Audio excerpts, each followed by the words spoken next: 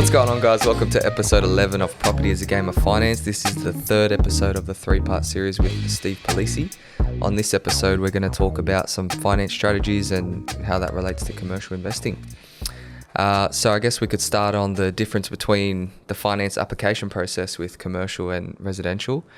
It's not that much, is it? It's just you add a lease, there's a valuation that's quite important, but other than that, the lenders are still looking at the same thing. If it's a full doc loan, it's your income coming in, expenses coming out, your existing loans, the repayments, the sensitized rates. So it's really not that different, hey? In general, it's not. You've still got a few more moving parts, like as we mentioned in the last episode, valuations. So it's a lot more subject to that where you have to actually pay for it. But even just valuing the commercials different. Like a residential, a lot of the time they do the desktop or even the drive-by valuations. Yeah. Commercial, they send someone every single time. Basically, they run it just to make sure you're buying well. But again, different lenders have different criteria. There's also commercial-only lenders as well. So it's not just, you just go to the thing. And this is a lot of resi brokers will say they can do commercial and they'll go to the big four and they go, yep, you can get this much, which is fine. But why wouldn't you want to have a chat with someone who's talking to the Peppers and the think tanks and the ones that go just do commercial and look at all the other options we'll talk about, like lease docs and no doc loans and things. So the general process from your side's the same, but there are a lot more kind of complications in terms of how you value the property and options like lease length, loan term length and things like that. Yeah, that's a good point you brought up. I mean, for residential valuations, you're right. They don't even have to go to the property. Even for a purchase, they do a valuation, they get on the computer because there's so much comparable sales. But with a commercial, you're right, they have to really go to the property, look at the lease. They know there's a lot less that can go wrong. Like if they buy in a good suburb and it's a nice, clean looking house from the photos and things like that, it's going to be okay. You'll get a tenant and whether the rent's $600 a week or $620, not going to change too much. But commercial, like who the tenant is, what their lease terms are, what the yield you're getting, where it is, foot traffic and road traffic, how long's left on the lease, what the fit out costs are, that all comes into play with the value of the property. And some people pay stupidly over, some people get a really good buy, and that comes a lot more into it. Whereas it's all about mitigating risk for banks. Yeah. People don't care. The banks do not care about your wealth. They're not trying to make you rich. They're literally looking out of how do they protect their investment and get their return on investment, which is the interest rate. Yeah. Yeah. And in a lot of cases, the interest rates are slightly higher. Especially if you go to third-tier lenders, but with the majors, the interest rates are higher in commercial than it is for residential. The loan terms are shorter. You're looking at 20 to 25 years, and then 30 years is really where you go to those third-tier lenders. But then again, because it's a longer loan term, more can go wrong in that period, so they're pricing you on that risk as well. The loan-to-value ratio is another thing that's important, and all this affects the finance application because a shorter loan term, it's harder to service it. You've got to pay off more principal in that short loan term. The lower loan-to-value ratios, like 70% really, 75%, and then 80% once you get to third tiers. So all this affects the finance application because you're going to have a big deposit if the loan term's too short. Like I've seen some major lenders offering 15-year loan terms. Like if you go for a 5-year interest-only term, they're looking at your ability to make the repayments on a 10-year principal period. Like that's almost impossible. And this is where we have the chat with most of our clients, and like a bad broker will get a deal done, but a good broker will actually say, no, this is going to hurt your serviceability or stop you buying that PPOR, or you're not going to be able to buy the next property or get finance out from one of the residential properties.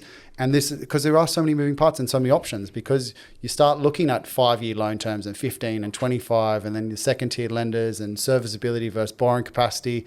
So it's a game of finance. Funny you mentioned that. I was actually going to ask you that, mate. Is that still the same for commercial? It is. Thanks, man. It's a good podcast name, mate.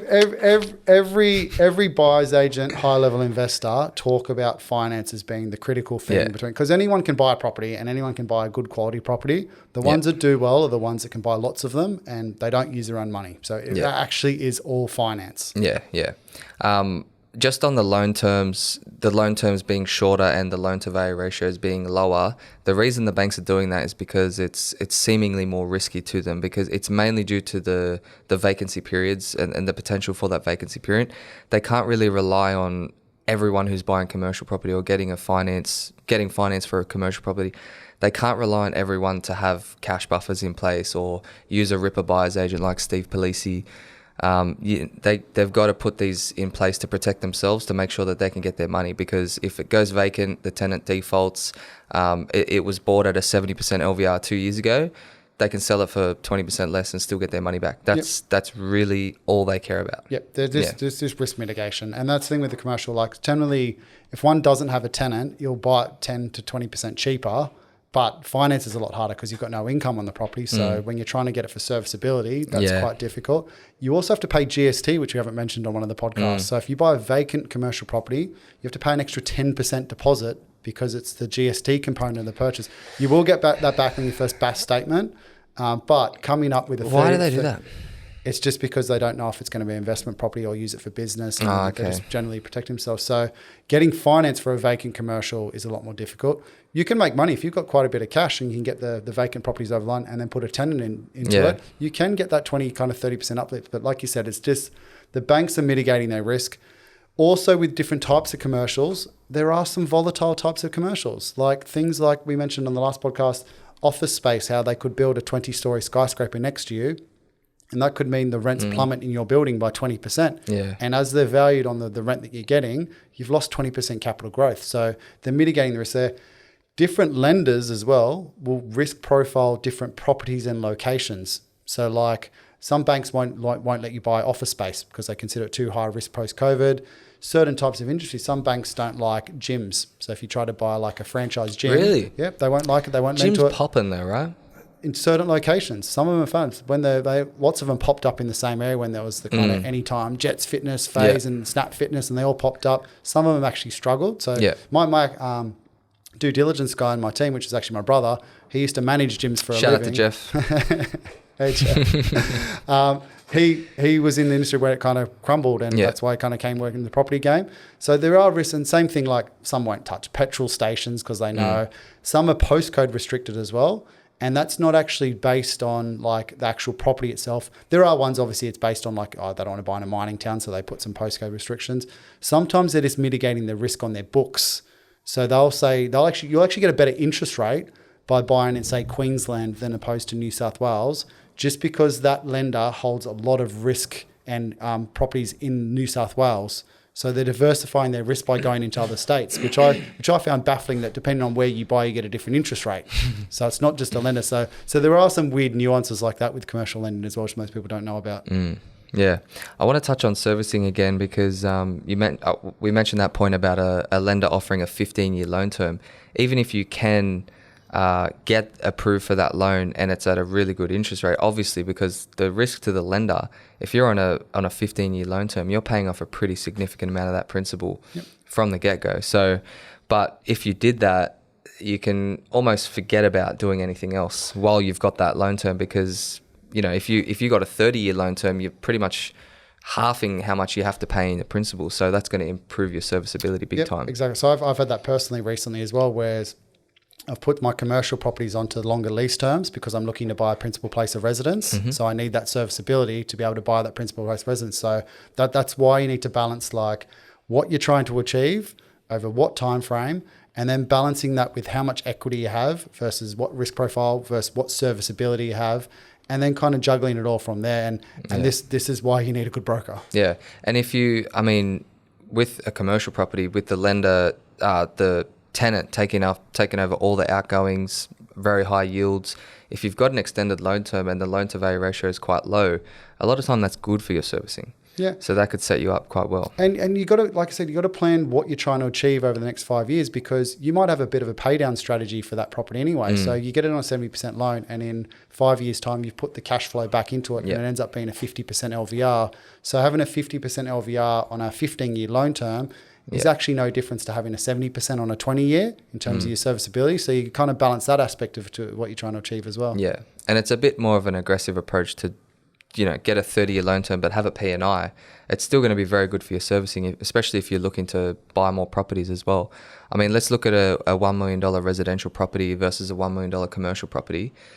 I mean, the rental yield you're going to get on a $1 million residential is not going to be anywhere near that of a commercial. And it's even worse. Like, even if you're looking at actual figures as of today, and you compare that to how the bank's assessing it, it's even worse when the bank's assessing, because they're adding the 3% buffer onto the interest rate, they're shading the actual rental income. So whatever you think, you might think that it's quite similar, or it's really not, and then when the bank's assessing you, it's even worse. Yeah, you even find people go to interest only thinking, oh yeah, I'm going to have less mortgage repayments, I'll have a bigger borrowing capacity. Yeah. No, the banks are aware of that. I love that one. They're onto it. I love that one. Oh, well, that's funny you mentioned that, because then when you get to third tier lenders, by having interest only repayments on all your other loans, it actually frees up your borrowing capacity when you go to a third tier lender.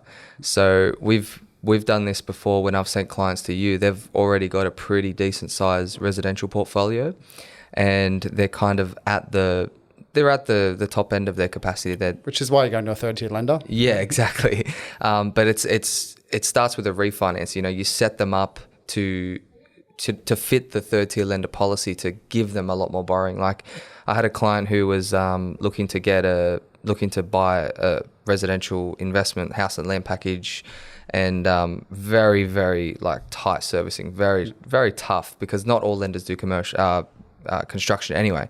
So what we did was refinance the entire portfolio interest only, as well as the cash out. Now, they were all with major banks, and those banks are looking at what the repayments are going to be after the interest only period. Not even though interest only is less, they're worrying about what about after that interest only period. It's much higher, servicing's worse. So we got a decent amount of cash out, enough to be pretty much like a 25-30% deposit on a commercial, and took it to a third tier lender like Liberty, who does a 30-year loan term. I think we kept it P&I, I'm not sure, but the servicing, like ended up getting like $1 million commercial property. A lot of brokers don't even know about third tier lenders. Like they'll stick to the major lenders or second tier lenders, and that's what they know.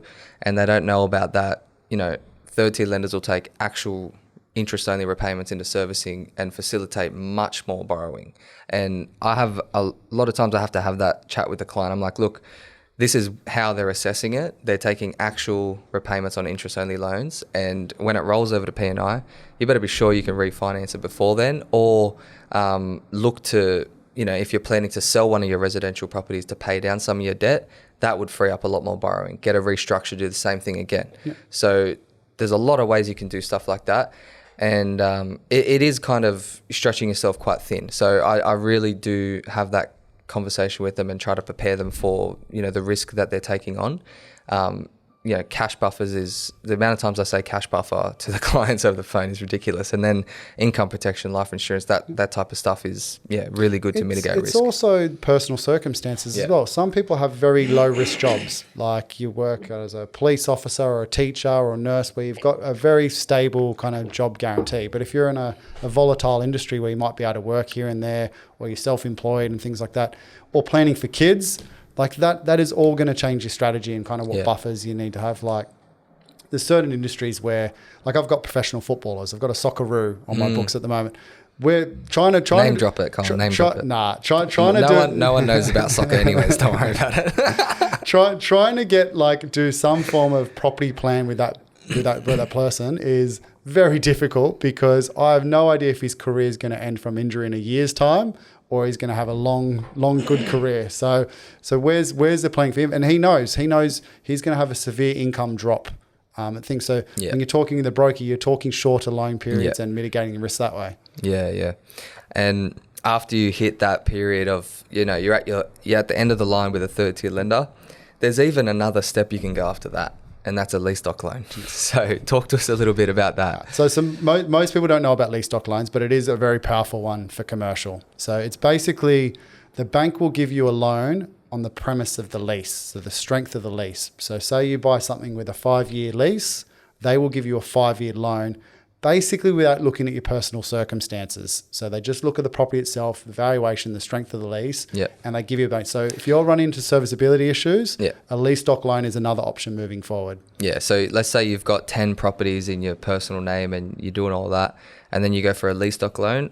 All they're looking at is the rental income. It's at a lower LVR, so there's a bigger deposit required. But really it's just, does the lease make the repayments on the loan? That's it. Yeah. There are some risks. So I personally, after I bought 8 residential properties, I got a lease stock loan because I couldn't get finance, and that's how I got into my first commercial. And it's great. And then you just got to be aware that at the end of that lease term, the banks will refinance that property and you'll get another lease stock loan based on the strength of the lease. And so you need to be able to obviously handle the higher interest rate and the risk if the tenant leaves. You're going to have to be able to handle that mortgage without the tenant. Yeah. So see, I wouldn't recommend a client do that without using a buyer's agent. Seriously, like people, I barely recommend people buying investment properties without using a buyer's agent. And when it goes to commercial and then lease stock, you're at the highest risk, like really, really have to use a buyer's agent. Yeah, most buyer's agents get a bad rap because there are some bad buyer's agents. But there's bad plumbers and bad carpenters, and that's where you do your research. There's also buyer's agents that call themselves buyer's agents, but they're selling off the plan or getting paid by developers and things like that. But they're not buyer's agents. They're real estate agents. So just get someone. But I've got a general rule, and I always say this to my clients, never trust anyone in real estate. Like not even me who's a buyer's agent. Anything I send you, double check it, cross check it, make sure you're happy, because there's only one person going to hate at the end of it if it doesn't work out, and it's going to be you for trusting someone you shouldn't have, because no one cares about your financial well-being as much as you do. Yeah. Like that's it. So just cross-check all the figures, make sure you're comfortable, get educated, and don't try to get rich quick. Like just tick the fundamentals. We've all seen, so here's a stat for you. The last 30 years, every single capital city in residential properties has quadrupled in value. So as long as you keep that long-term mindset and you buy well, you're going to do okay. Yeah. The people that try to get rich quick buying in mining towns and doing these fancy developments and things like that, yes, you can accelerate it, but you can also burn yourself really quickly. Yeah. I want to end it on exit strategy. How ironic. I think it's not talked about it enough. Like a lot of times we're talking about how you can buy and buy and buy more. But at some point you're going to have to exit out of that. And you did a really good post on your social media about that. It was like 7 different ways to do it. And there's heaps of different ways you can have a exit out of your investments, but you got to have a strategy. So let's talk about a few ways you can do that. Yeah, you just got to have an idea. It doesn't have to be foolproof. Like we mentioned this part of the podcast, like I've got a very fluid strategy because I'm also potentially going to have kids in the future and then all private schools, and the strategy will change, but you still need to be thinking about it in kind of 10, 15 years time. So the first one, which most people kind of think about, is just paying down the debt. So buying all your properties, pay down the debt. That's a really good low risk strategy, because if you don't have any debt and you've got a nice big portfolio, all that rental income, for commercial anyway, there's no outgoings, is coming to you. Residential, it's just the net return that you get after paying the outgoings. There's no more risk there. You've got properties, you've got an income kind of there. See, on that, right? So if you're paying off the debt, because a lot of people, they'll get to a certain point where they've paid off the debt and they'll leverage it again to buy more. So what you can do instead, especially if you're kind of getting older, you want that cash flow, but you don't want to sell your properties, you could just refinance it, extend the loan term. Doesn't matter how old you are. If they're all investments, the bank wants an exit strategy as well. And if it's an investment, you can just sell it. They get their money back. But if you don't want to, you've paid down a fair bit of your debt, you want higher cash flow, you can just refinance it, extend the loan term. It's going to be positive cash flow, but you can just hold on to what you have. You don't need to sell anything. Yep. So that's if you're selling part or all of your portfolio down, if you want to use that money there. So that's one strategy, and that kind of flows into other ones as well, where you kind of sell some of the portfolio or refinance some of the portfolio and keep it there. The other option is you refinance and you buy commercial. So you get like a good commercial property with a high cash flow. But normally what happens is, like most of the older generation, they'll have 3 or 4 properties and they'll sell one that they think is kind of at the end of the cycle, and use it to pay down ones, the high cash flow ones, and kind of go from there. But again, I keep saying it just depends on what you're trying to achieve over what time frame. Yeah. Like the more leveraged you are, the more risk there is. Yeah. There just is, because you've got some form of liability. Yeah. But you can still have a low risk debt. Like if you've got a 50% LVR and a big residential portfolio and a passive income, it's very unlikely the market's going to crash 50%. Yeah. And people's passive income goal is worlds apart sometimes. Like, I want to retire with $1,000 a week, or I want to retire on $2,000 a week. So depending on what their end goal is how you come into it, and you kind of formulate that plan. And you know this better than anyone. Generally, as you get older, it gets harder to service debt as well. So they're not going to give a 70-year-old a 50% or 70% LVR. So that's going to come down. That's a lot of the time why they look to sell properties. The most common why I get is people sell properties so they can give their grandkids and their kids deposits for a house in Sydney, Melbourne and things like that. So they need the cash flow. Yeah. But there's nothing wrong with selling a property. If you've got a certain goal and you want to get it, I've sold properties so I can travel the world and buy stuff, or shifted money into commercial property to change it from a growth portfolio to a passive income type portfolio. So as long as it's kind of fitting. What about the capital gains tax, man? It's very annoying, but I always tell people, if you're paying capital gains tax, it means you've done well. Yeah. It's the same as when people go, I don't want to pay tax on, that's why I get negatively geared properties. Yeah. Cool, you're still losing money. Yeah. Like if your boss offers you a 50 grand pay rise, you don't say, no, I don't want to pay the tax. I'm not paying that extra 20 grand tax, you fool. Like if you're paying tax, you're doing well. And if you're not paying tax, you haven't made any money. Yeah. You might have paper money, you might have equity paper money, but guess what you need to do to realize that? You have to refinance and sell that property to realize it. So some point the tax man's going to get you. The people holding properties with the capital growth in quotation marks properties, the tax man will get them. They at some point will want to realize that value. And unless they're pulling out equity and using that equity to live off, which is also a strategy, living off equity, you can do those strategies. Banks generally don't like it as much as you get older, but you will at some point need to realize that value, whether it be through sale. Yeah. So. Do you think the capital gains tax has some implications where that has some effect on why property prices keep going up because people just don't want to sell to pay capital gains tax? Oh, that's a big question. It just depends where it is. Most of it comes from lack of stock, but more and more. But isn't that lack of stock come into it where there's less people selling because they just don't want to pay capital gains less tax? People selling, but also a bigger population growth with compared to the amount of dwellings that we're building. Yeah. Especially at the moment, I'm actually foreseeing that when people are talking doom and gloom in the resi market, have you seen how expensive it is to build at the moment? Like you said, they're struggling with finance to do builds. So if we open floodgates and we have a big population growth and we're not building houses, those vacancy rates are only going to get tighter. Rents are going to go up, and you're going to get that push there. So it's all about supply and demand. Certain regions of Australia that have good lifestyle have really taken off as well. So people aren't looking for those inner city kind of apartments and things like anymore. They're looking for the land and lifestyle because they're working from home 3 to 5 days a week. Yeah. Mate, another good episode. Thanks for coming in, man. It's been great having you. Been a pleasure, man. Again, got to plug the book. Residential, commercial, you can get both of them, a bundle, You just pay shipping, it's all free. Just go to my website, use the code word organic and get free copies of the book. No worries. Thanks for coming, guys. Legend, guys.